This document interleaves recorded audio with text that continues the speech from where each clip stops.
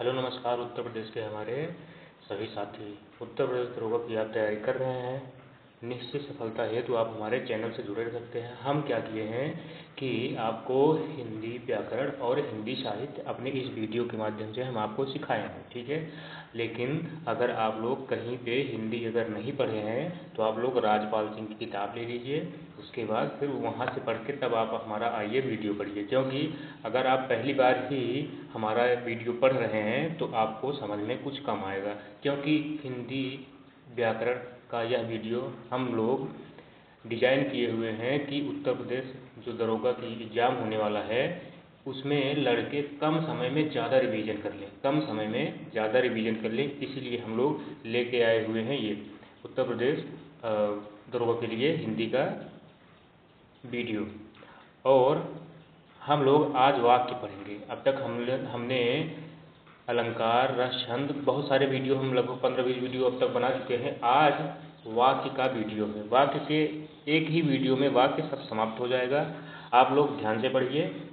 आइए, वाक्य किसे कहते हैं, वाक्य के कितने अंग होते हैं, हम सभी के बारे में चर्चा करते हैं।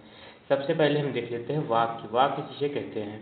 शब्दों के सार्थक व व्यवस्थित समूह को वाक्य कहते हैं। वाक्य किसे कहते हैं? शब्दों के सार्थक व व्यवस्थित समूह को वाक्य कहते हैं।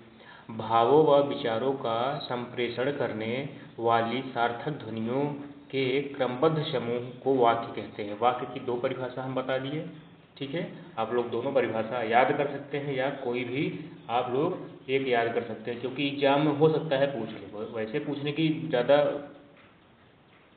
संभावना कम है, लेकिन पूछ सकता है। ये पूछ सकता है कि वाक्य के कितने अंग होते हैं। तो वाक्य के दो अंग होते हैं। कौन कौन से? उद्देश्य और विधेय। वाक्य के कितने अंग होते हैं? दो अंग होते हैं। कौन कौन से? उद्देश्य और विधेय। अभी हम आपको बताएंगे उद्देश्य किसे कहते हैं और विधेय किसे कहते हैं, ठीक है। अब हम आगे देखते हैं। वाक्य में जिस पद के विषय में कुछ बताया जाए उसे उद्देश्य कहते हैं। उद्देश्य मतलब कि वाक्य में जिस पद के विषय में कुछ बताया जाए उसे हम उद्देश्य कहते हैं। और वाक्य में उद्देश्य के विषय में जो कुछ बताया जाए उसे हम विधेय कहते हैं।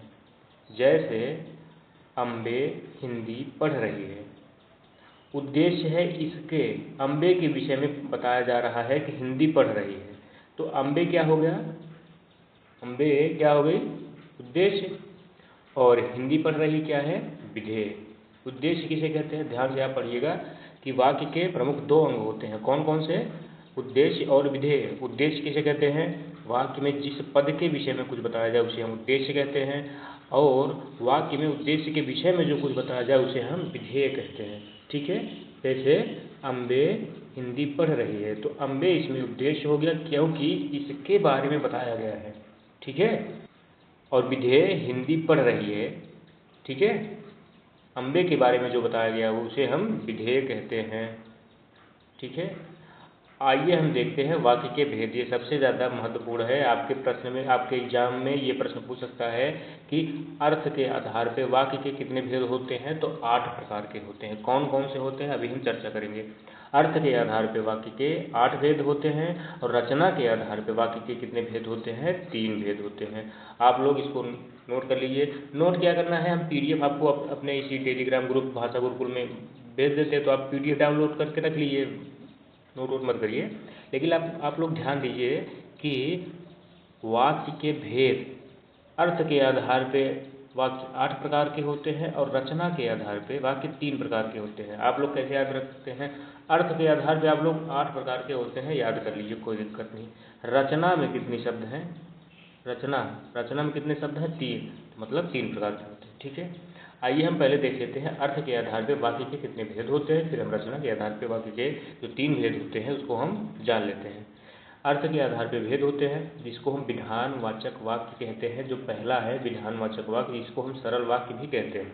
इसके बारे में इसकी परिभाषा क्या है? जिस वाक्य में क्रिया के करने या होने का सामान्य रूप से बोध होता है, जिस वाक्य में क्रिया के करने या होने का सामान्य रूप से बोध होता है उसे हम सरल वाक्य कहते हैं या विधानवाचक वाक्य कहते हैं। जैसे सुजाता व्याकरण सीख रही है, निधि कक्षा में सो रही है। मतलब जिस वाक्य में क्रिया के करने या होने का सामान्य रूप से बोध होता है। सुजाता व्याकरण सीख रही है, निधि कक्षा में पढ़ रही है, तो सामान्य रूप से बोध हो रहा है, तो यहाँ पे विधानवाचक वाक्य होता है। निषेधवाचक वाक्य, निषेध मतलब मना करना, ठीक है, जहाँ हमको कोई जाने से मना कर दे वही निषेधवाचक। जैसे जिस वाक्य से हिंदी काम के ना करने या ना होने का बोध हो उसे हम निषेधवाचक कहते हैं। इस वाक्य में नहीं, ना, मत, ना आदि शब्दों का प्रयोग होता है। जैसे निधि हिंदी को समझ नहीं पा रही, निधि हिंदी को नहीं समझ पा रही। अपर्णा अंग्रेजी नहीं जानती, अमन पटना नहीं जा रहता। तो निषेधवाचक वाक्य इसमें क्या है, बहुत सरल है। अर्थ के आधार पे वाक्य कितने प्रकार के होते हैं, 8 प्रकार के होते हैं। सरल वाक्य हो गया, दूसरा निषेध, निषेध में नहीं होगा, और तीसरा है प्रश्नवाचक, प्रश्नवाचक में प्रश्न पूछे जाएंगे। जैसे जिस वाक्य में प्रश्न किए जाने का बोध हो उसे हम प्रश्नवाचक वाक्य। जैसे क्या विनय अध्यापक बन पाएगा, क्या विनय अध्यापक बन पाएगा, प्रश्नवाचक वाक्य हो गया। इच्छावाचक जैसे इच्छा, अभिलाषा, आकांक्षा, ये सब रहेगा। इसमें क्या है, इच्छावाचक वाक्य, जिस वाक्य में वक्ता की इच्छा, शुभकामना या आशीर्वाद व्यक्त किया जाए तो उसे हम इच्छावाचक वाक्य कहते हैं। जैसे इस बार सभी परीक्षार्थी परीक्षा में सफल हो, इस बार सभी विद्यार्थी परीक्षा में सफल हों, ये हमारी इच्छा है, शुभकामना है, आशीर्वाद है। आशीर्वाद शुद्ध रूप ऐसे ही होता है, आशीर्वाद का शुद्ध रूप कैसे होता है, ऐसे ही होता है, ठीक है। आप लोग ट्रक, बस या किसी और कहीं देखे होंगे, वहाँ पे आशीर्वाद को आशीर्वाद लिखा रहता है, जो कि गलत है। ठीक, आगे देखिए 5वां है संदेह या संभावनार्थक वाक्य। संदेह इसमें रहेगा कि कार्य पूर्ण होगा या कि नहीं। जैसे किसी कार्य या बात के पूर्ण होने की संभावना व्यक्त की जाए। जैसे शायद आज वर्षा हो, वर्षा का महीना चल रहा है, शायद आज वर्षा हो, इसमें संदेह है, कि संदेहवाचक वाक्य हो गया।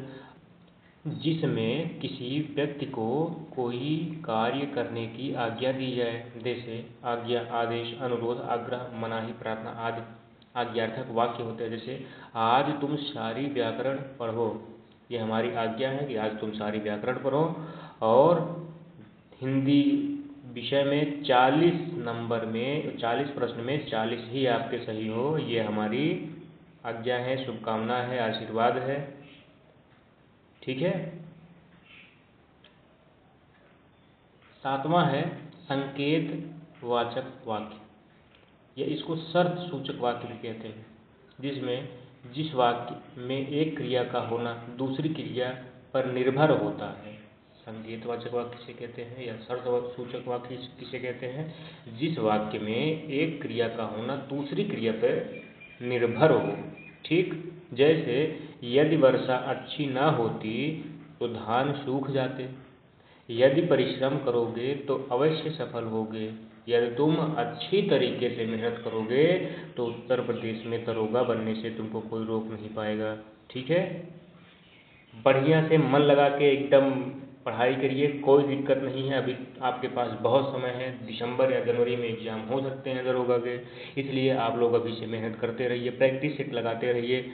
अगर आप लोग अभी कुछ नहीं कर रहे हैं, सिर्फ पढ़ाई ही कर रहे हैं, और आपका पढ़ाई 60% के लगभग में हो चुका है, तो आप लोग हमारी बात अगर मानिए तो कम से कम एक प्रैक्टिस सेट रोज़ लगाइए, चाहे ऑफलाइन लगाइए चाहे ऑनलाइन लगाइए, लेकिन लगाइए ज़रूर। और दूसरी बात, प्रैक्टिस सेट में अगर आपके नंबर नहीं बढ़ रहे हैं, प्रैक्टिस सेट में अगर आपके नंबर नहीं बढ़ रहे हैं, तो प्रैक्टिस सेट में प्रैक्टिस पूरा करने के उपरांत आप लोग जो उसका पीछे सॉल्यूशन दिया रहता है, ठीक है, उसको आप लोग, जो आपका प्रश्न गलत हो रहा है, जैसे मान लीजिए 160 प्रश्न है इसमें, तो आपको पहली नज़र में आपको 100 ही प्रश्न आता है, 60 प्रश्न नहीं आते हैं, तो आप लोग परीक्षा सबमिट करने के उपरांत 60 प्रश्न 2 बार आप लगाइए उसको। जैसे उसमें हिंदी होगा, मैथ भी होगा, रीजनिंग भी होता, जीके जो भी होगा, 60 प्रश्न को आप 2 बार रिवीजन करिए, और जो 100 प्रश्न है उसको एक बार आप फिर से रिवाइज कर लीजिए। तो आप हमारी बात पे विश्वास करिए कि आपका जो अगला पेपर देंगे प्रैक्टिस सेट में ही कम से कम 4 से 5 प्रश्न आपके पढ़ जाएंगे। ठीक है, ये आप लोग ध्यान दीजिए। आगे देखते हैं विस्मयादि बोधक वाक्य। इसमें क्या है, कुछ है नहीं। इस वाक्य में घृणा, कष्ट, शोक आदि व्यक्त होता है। जैसे वाह कितना सुंदर दृश्य है, वाह कितना सुंदर दृश्य है।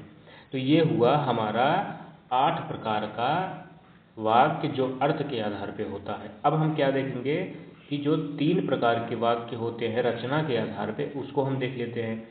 और एग्जाम में सबसे ज़्यादा, आप इसको इम्पॉर्टेंट में लिख लीजिए, सबसे ज़्यादा यहीं से पूछा जाता है। आप लोग पिछला पेपर दरोगा को उठा के देख लीजिए, तो आपको यहाँ से प्रश्न कम से कम तो एक प्रश्न, अधिक से अधिक 2 से 3 प्रश्न देखने को जरूर मिलेंगे।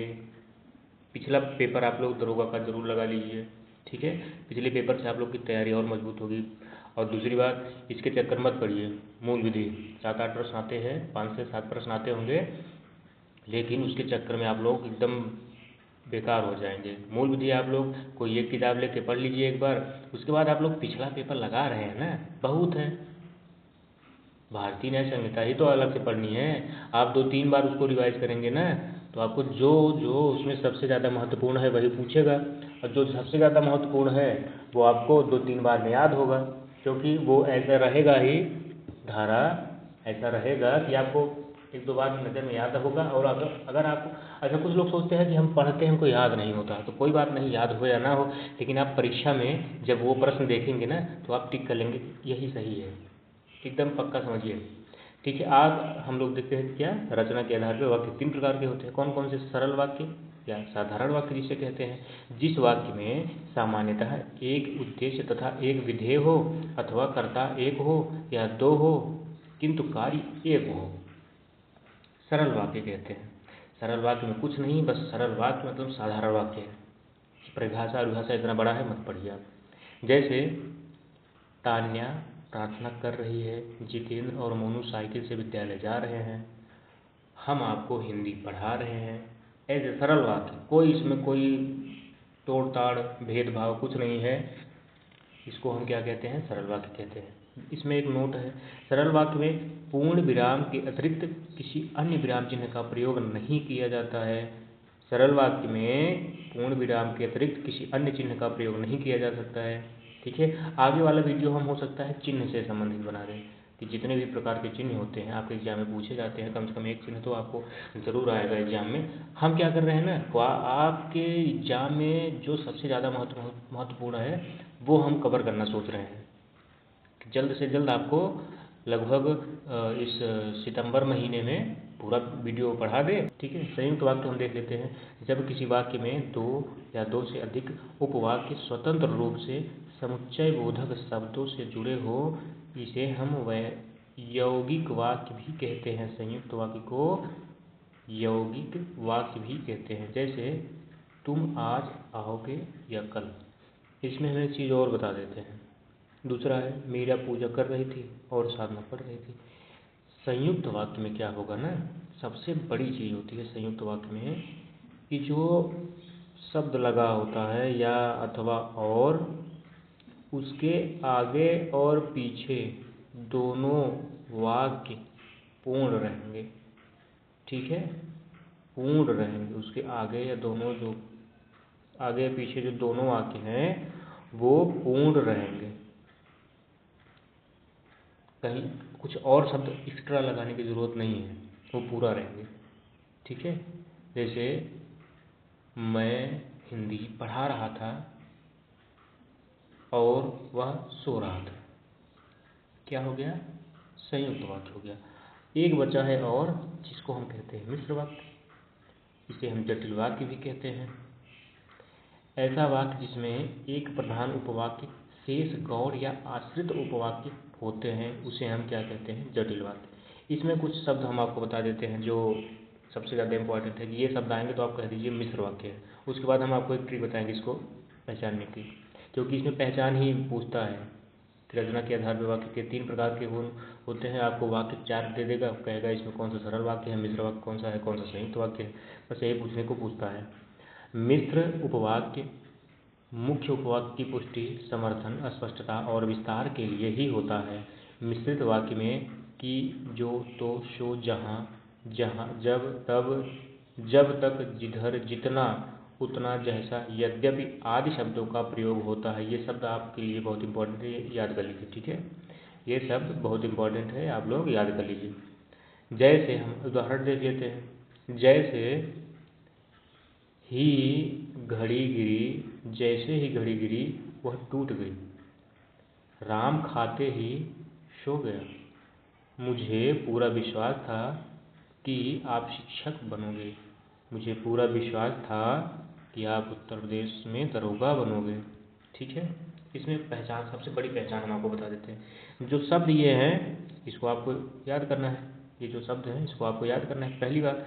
दूसरी बात पहचान क्या है कि इसके जो एक वाक्य होते हैं, जैसे पहला वाक्य हो गया ये, दूसरा वाक्य ये हो गया। ठीक है, पहला वाक्य और दूसरा वाक्य हो गया। तो पहला जो वाक्य है, पहले वाक्य की निर्भरता या पहले वाक्य पर दूसरा वाक्य निर्भर होगा। पहले वाक्य पे दूसरा वाक्य निर्भर होगा। ये वाक्य कभी पूर्ण नहीं होंगे। दो, जैसे हम आप संयुक्त वाक्य में देखे थे कि दोनों वाक्य पूर्ण थे, या अथवा और, तीन ही शब्द संयुक्त वाक्य में लगते हैं बीच में, लेकिन दोनों शब्द पूर्ण रहते हैं। अब इसमें क्या है, इसमें पूर्ण नहीं होते हैं, इसमें पूर्ण नहीं होते हैं। पहला वाक्य के ऊपर दूसरा वाक्य आश्रित होता है। जैसे देखो, मुझे पूरा विश्वास था कि आप शिक्षक बनोगे। ठीक है, पहला वाक्य पूर्ण है, लेकिन पहले वाक्य से संबंधित ही दूसरा वाक्य है। ठीक है, इसी के ऊपर आश्रित है ये, तो इसलिए यहाँ पे मिश्र वाक्य हो गया। आज वाक्य का ये एक ही वीडियो में, थोड़ा भले लंबा बन गया, लेकिन हम सोचे कि एक ही वीडियो में पढ़ा दे, क्या फालतू का 2-3 वीडियो लगाएं, समय आपका ख़राब करें, अपना भी समय ख़राब करें। अगर आप उत्तर प्रदेश दरोगा की तैयारी कर रहे हैं, आपका टेस्ट पेपर लगाना बहुत ज़रूरी है। आप लोग हमारे साथ तैयारी कर सकते हैं। हिंदी में 40 में 40 प्रश्न की गारंटी। अगर आप लोग कहीं से पढ़ के हमारा वीडियो रिवाइज करके अगर आप एग्जाम सेंटर में चले जाते हैं तो आप 40 में 40 हिंदी कर सकते हैं। उसके बाद अगला वीडियो हो सकता है हम विराम चिन्ह पे, हमारा अगला वीडियो रहेगा विराम चिन्ह से संबंधित। अगर आप उत्तर प्रदेश दरोगा की तैयारी करते हैं निश्चित सफलता हो। आप हमारे भाषा गुरुकुल यूट्यूब चैनल को आप सब्सक्राइब भी कर सकते हैं, और आपको अगर सब्सक्राइब करने का मन नहीं है तो कोई दिक्कत नहीं है, मत करिए।